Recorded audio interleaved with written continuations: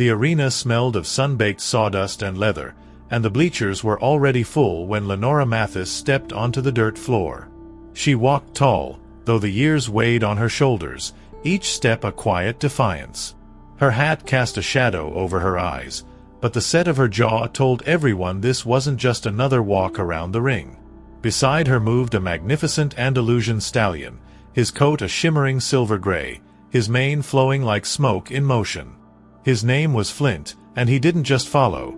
He matched her, step for step, as if they shared a single thought.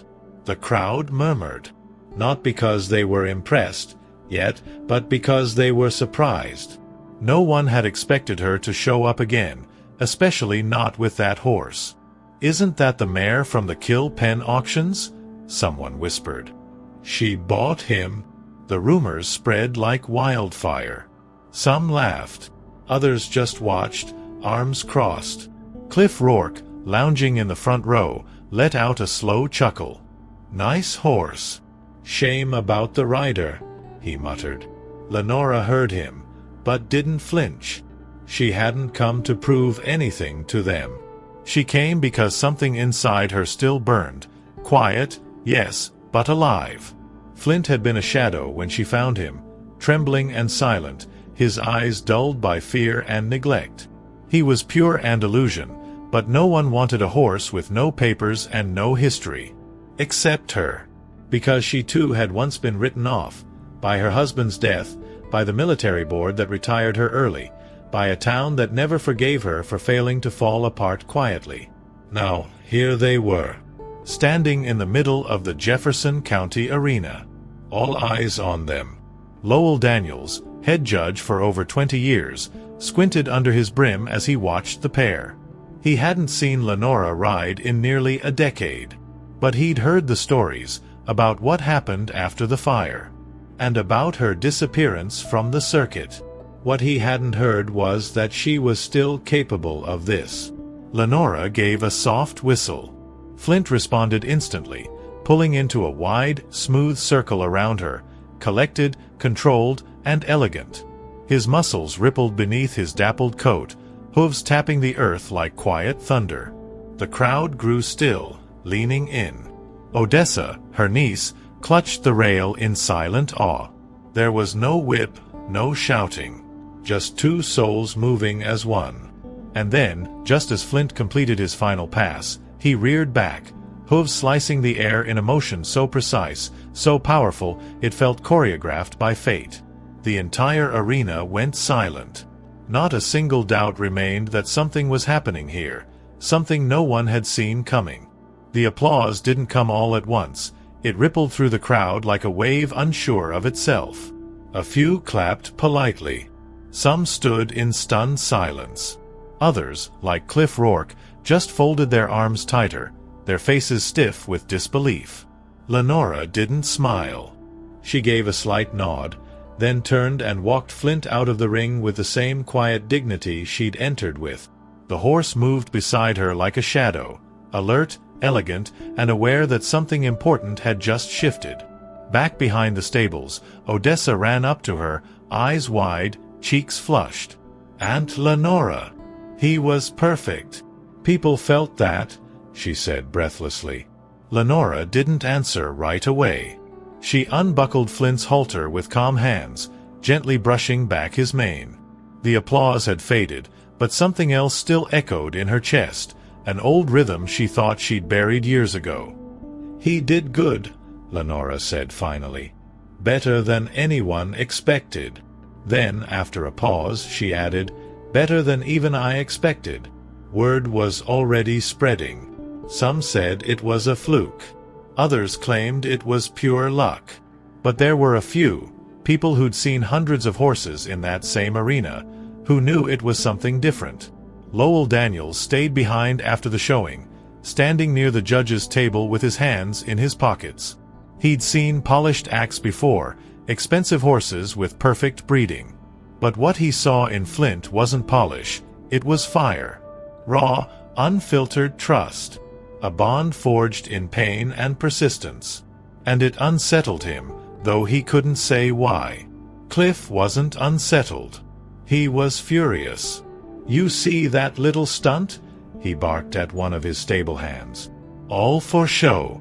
That horse ain't trained. That's just circus drama." But even as he spoke, he felt the discomfort in his chest. Lenora had walked into his world and pulled the spotlight with nothing but grit and a beat-up Andalusian no one else would have touched. It wasn't just the crowd's reaction, it was the fact that Cliff had felt something watching them. And that scared him more than he'd admit. That evening, as the sun dropped low over the fairgrounds, Odessa sat next to Lenora on the hay bales outside their trailer. "Do you ever miss it?" she asked softly. "The circuit, the training, being seen." Lenora stared at the sky for a long moment. "I never missed the spotlight," she said. "But I missed belonging somewhere. And Flint, he reminds me that I'm still not done." Inside the barn, someone watched from the shadows, eyes fixed on Flint and on Lenora. There was something familiar about that horse. Something personal. And they weren't the only one who noticed. The next morning, the fairgrounds were quieter, but tension hung in the air like morning fog. Lenora arrived at the stables before sunrise, coffee in one hand, lead rope in the other. Flint waited calmly, already alert, ears flicking forward as she approached. She smiled softly. "You're starting to like this, aren't you?" she murmured, running her hand along his neck. He nudged her shoulder in reply. There was something unspoken between them now, more than obedience, deeper than routine. It was a knowing, like two survivors recognizing each other's scars. Elsewhere, behind the vendor stalls and trailer rows, Cliff Rourke was already stirring up the dust. He stood talking to Lowell near the judge's tent, voice low but sharp. That horse's movements, they're too refined for a backyard rehab project. She's hiding something. No way that's all her work. Lowell raised an eyebrow. "You're saying she cheated?" Cliff scoffed. "I'm saying there's more to that horse than she lets on." Lowell didn't respond, but something about Cliff's tone planted a seed of doubt. Meanwhile, Odessa was scrolling through old county fair photos on her phone. "Just curious," she said, "but I can't find a single record of Flint before that kill pen auction." She showed the screen to Lenora later that morning, her brow furrowed. No previous owner, no papers, just a blank trail. Lenora shrugged, but something tightened in her jaw. "Some horses don't come with stories," she said. "They come with silence. Flint's silence tells me more than any pedigree ever could." But the silence was starting to speak to others, too. Near the far end of the stables, an older woman with silver hair and a heavy denim coat stood watching Flint from a distance. Her name was Evelyn Stokes, a retired breeder with a memory like a vault. She narrowed her eyes as Flint trotted across the training paddock. "That gait, that bend in the left hock," she whispered to herself. "I've seen that before." She didn't say anything to Lenora yet, but she knew the bloodline when she saw it. Later that afternoon, as Lenora prepared Flint for a casual demonstration, a quiet message was delivered to her trailer. A folded piece of paper with no name, just 3 words, "He's not yours." Lenora read it twice, then folded it again, slower this time. Her hands trembled, not with fear, but with something colder. Recognition. And as she walked back toward the paddock, her face calm, Odessa noticed something change in her aunt's stride. It wasn't hesitation. It was readiness, like Lenora had just remembered a fight she thought she'd finished years ago. The folded note burned a hole in Lenora's jacket pocket all morning. She didn't mention it to Odessa, but the weight of the words sat heavy on her shoulders. "He's not yours." 3 words, sharper than any insult Cliff could throw, and more dangerous than silence. She had heard rumors before, of stolen horses, swapped identities, lost lineages, but never thought any of it would reach her trailer door. And certainly not now. Not after everything. She kept brushing Flint's mane, slower than usual, as if calming herself more than the horse. By midday, whispers had returned to the bleachers. A few spectators who hadn't even noticed Lenora before were now leaning in, watching her closely, watching Flint.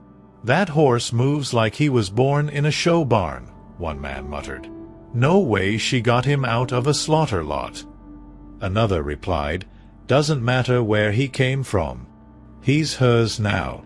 But even as they talked, someone in the back was taking photos, zooming in on Flint's legs, his face, the mark near his shoulder, documenting what Lenora hoped no one would ever recognize.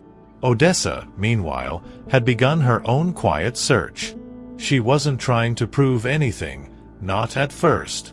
But the more she saw Flint move, the more questions stirred inside her. One night, after everyone had gone quiet, she sat with her laptop at the corner of the trailer table, researching Andalusian bloodlines and regional registries. And that's when she saw it. A nearly identical stallion listed as missing from a breeder 3 states over, 2 years ago. Same color, same posture, same scar. She didn't confront Lenora. Not yet. Instead, she printed the listing and tucked it in her bag. But it sat there like a ticking clock. Odessa loved her aunt, trusted her, but this wasn't a small thing. If Flint really belonged to someone else, Lenora could lose everything again. Or worse, be accused of theft.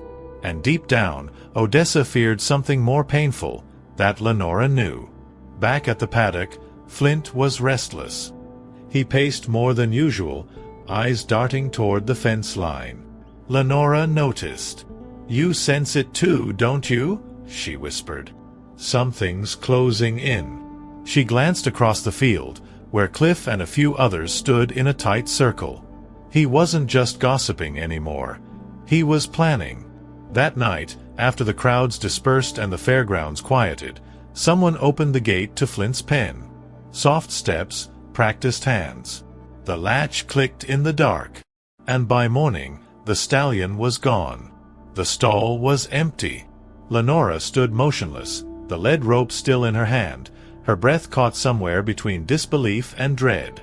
The gate hung open, no signs of a break, no damage, just gone. Flint's scent still lingered in the air, fresh hoofprints pressed into the dirt floor, but the space was silent now. Too silent. Odessa arrived seconds later, eyes wide. "No," she whispered. No, this isn't possible." But it was. Someone had taken him. And they had done it quietly, like they knew exactly what they were doing. Lenora's heart hammered against her ribs as memories surged back. Military briefings. Field searches. Lost men, lost animals. Always the same cold feeling in her gut. She forced herself to focus. "He couldn't have gotten far," she muttered. "Not without someone helping." Odessa's eyes darted across the empty fairground. The early morning light was just beginning to spill over the treetops, and most people were still asleep. Whoever took Flint planned this. Across the arena, Cliff Rourke leaned against his trailer, arms crossed, watching. Too calm. Lenora's eyes narrowed. She didn't need evidence. Not yet. Just instinct. Cliff had every reason to want Flint gone. Jealousy, pride, and a bruised ego. But there was no proof. Not yet. "You think it was him?" Odessa asked quietly. Lenora didn't answer. She just walked. They spent the next hour questioning vendors, staff, even security, anyone who might have seen something. Most had nothing. A few claimed they saw a gray trailer heading out around 4 a.m., but no one got a plate. Odessa finally pulled the printed photo from her bag, the breeder's missing horse report. If that's really Flint, maybe whoever took him didn't steal him. Maybe they're trying to take him back. The suggestion hit Lenora like a punch. She wanted to deny it, say it was impossible. But deep down, that old familiar voice whispered, "What if he was never really yours?" She remembered the note. The anonymous message. The eyes watching from the shadows. She had ignored the signs. And now Flint was gone. Just as they were returning to the trailer, Lowell Daniels approached. His face was grim. "Lenora," he said slowly, "there's something you need to know. A woman just arrived from out of town. Evelyn Stokes. Says she recognized your horse. Says she bred him, and she wants him back." Lenora had faced combat zones, wild horses, and the quiet ache of a life lived in loss, but nothing had prepared her for the woman standing at the edge of the fairground office. Evelyn Stokes was tall, sharp-eyed, with a presence that didn't beg attention. It demanded it. Her silver hair was pulled tight behind her head, and in her hand she held a leather folder thick with paperwork. "I came for my horse," she said without flinching. "And I'm not leaving without him." Inside the office, Lowell laid the documents out across the table. Registration records, vet forms, breeding certificates. Evelyn pointed to a photo, an Andalusian colt, young but unmistakable. His name was Valor. He was stolen from my ranch during a transport 2 years ago. Disappeared without a trace. Until now. Lenora didn't move. She stared at the photo, her stomach sinking. The resemblance was undeniable. The scar near the left shoulder. The slight inward turn on the back leg. It was Flint. It had always been Flint. Odessa looked from Evelyn to her aunt. "Did you know?" she asked, her voice low. Lenora shook her head slowly. "I suspected, but I never wanted to believe it." Her voice cracked, quietly, but enough. "He saved me, Odessa. When I had nothing left, he was there. I didn't rescue him. We rescued each other." The silence that followed was heavy. Evelyn's eyes softened just for a second, but she quickly straightened her posture. "I'm sorry for what you've been through. But that horse is mine." Out by the stables, Cliff watched the unfolding drama with a smirk. He'd been hoping for a scandal, but this was better. "Guess the hero vet's not so perfect after all," he muttered to one of his stable hands. "Let's see how the crowd feels when they hear she's been showing stolen property." It was the kind of moment he lived for, someone else's fall framed against his own smug rise.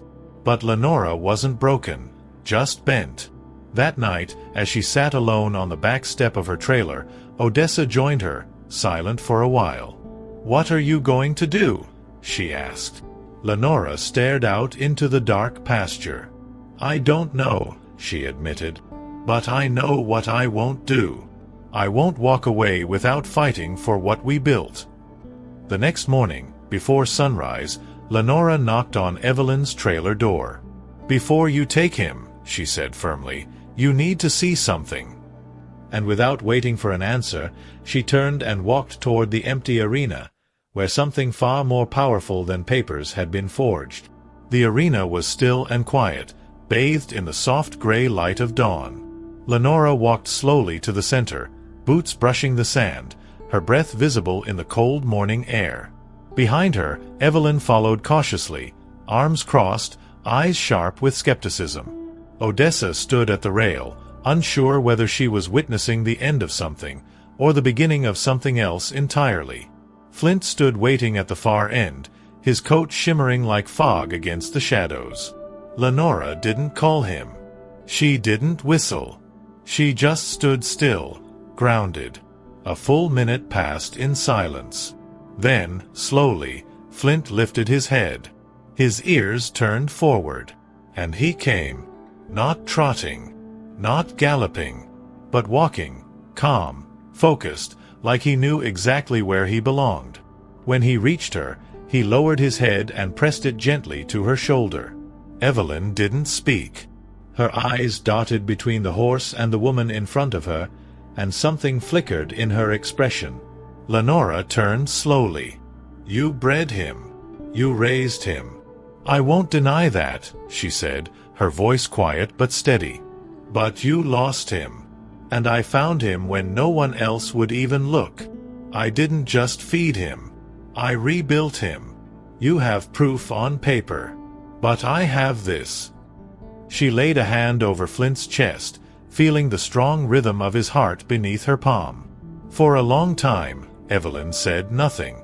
Then she stepped forward, reaching slowly for Flint's face. He didn't shy away, but he didn't lean in either. "He was mine once," she said softly. "But he doesn't look at me the way he looks at you." Her voice cracked. "Maybe that means more than I thought it did." At the rail, Odessa felt tears sting her eyes. This wasn't just about a horse anymore. It was about love. About loss. About who shows up when everything else falls apart. She saw it now. The truth in Lenora's every movement, the reason Flint had trusted her so deeply. And suddenly, Odessa wasn't worried about paperwork. She was proud. Evelyn finally turned away, shoulders tense. "Let me think," she said. "Give me until the end of the day." Lenora nodded. She knew better than to push. But as Evelyn walked off in silence, one thing became clear. This wasn't over. Not yet. Because Cliff had been watching from the shadows. And the next move would be his. By midday, the rumors had spread like wildfire. Whispers turned to accusations, and eyes that once admired now stared with suspicion. Cliff Rourke had wasted no time. With carefully chosen words and a few calls to contacts in the event committee, he'd spun the perfect story. A decorated veteran hiding a stolen horse to win back glory. "It's a shame," he told one reporter, "all false sorrow. She's got talent, but you can't build a reputation on lies." The headline would hit social media before sunset. Lenora stood outside the stables as a fairground official approached, clipboard in hand and apology on his face. "I'm sorry, Ms. Mathis. Until this ownership dispute is settled, you're barred from competition events." The words didn't surprise her, but they still cut deep. Odessa, standing nearby, stepped forward. "This isn't right. You're just giving in to gossip." But the man just shook his head. "We can't take chances. Too much press, too many eyes." Inside the barn, Flint paced restlessly, sensing the tension in the air. Lenora entered quietly and closed the stall behind her. "They're trying to take everything from us again," she whispered.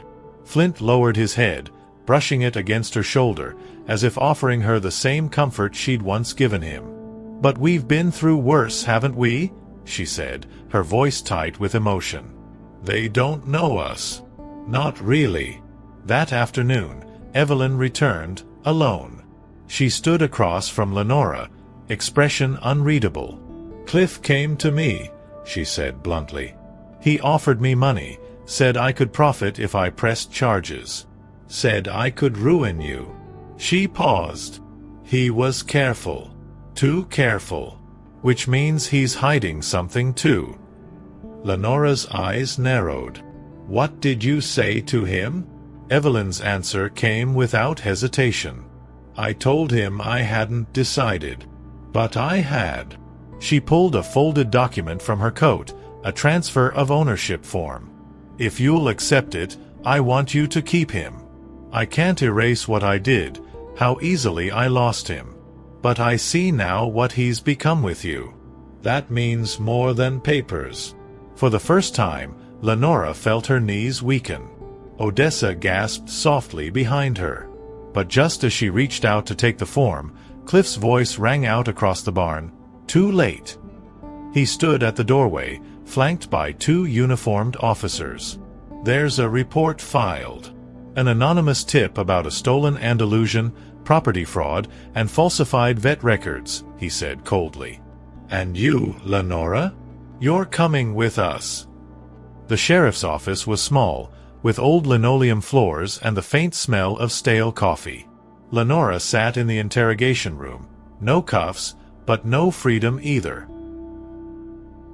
Her hands rested calmly on the table, though inside her chest, a storm churned. Across from her, a young deputy flipped through a folder full of papers he barely understood. "We're just following up, ma'am," he said, avoiding her eyes. "But the report's got details. Vague, but serious." Lenora didn't respond. She didn't need to. She'd learned a long time ago that silence could be sharper than a shout.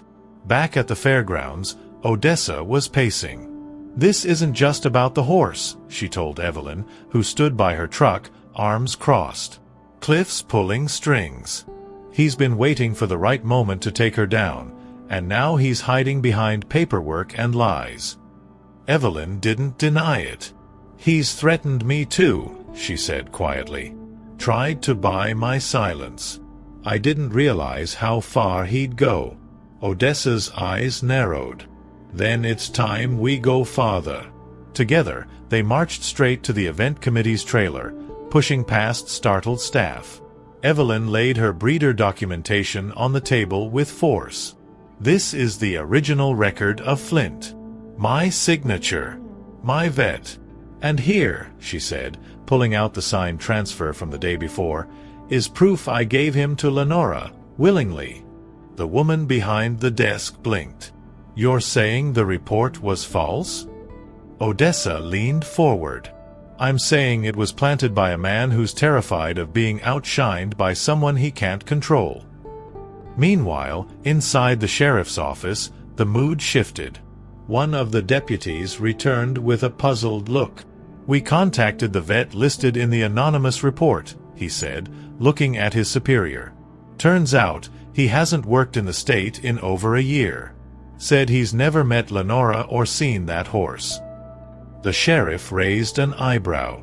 "And the contact number for the tip?" "Disconnected."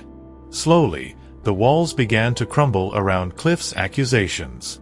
2 hours later, Lenora stepped out of the sheriff's office, the afternoon sun hitting her face like a quiet apology.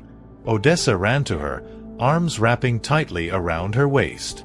"They dropped it," she whispered. "You're cleared."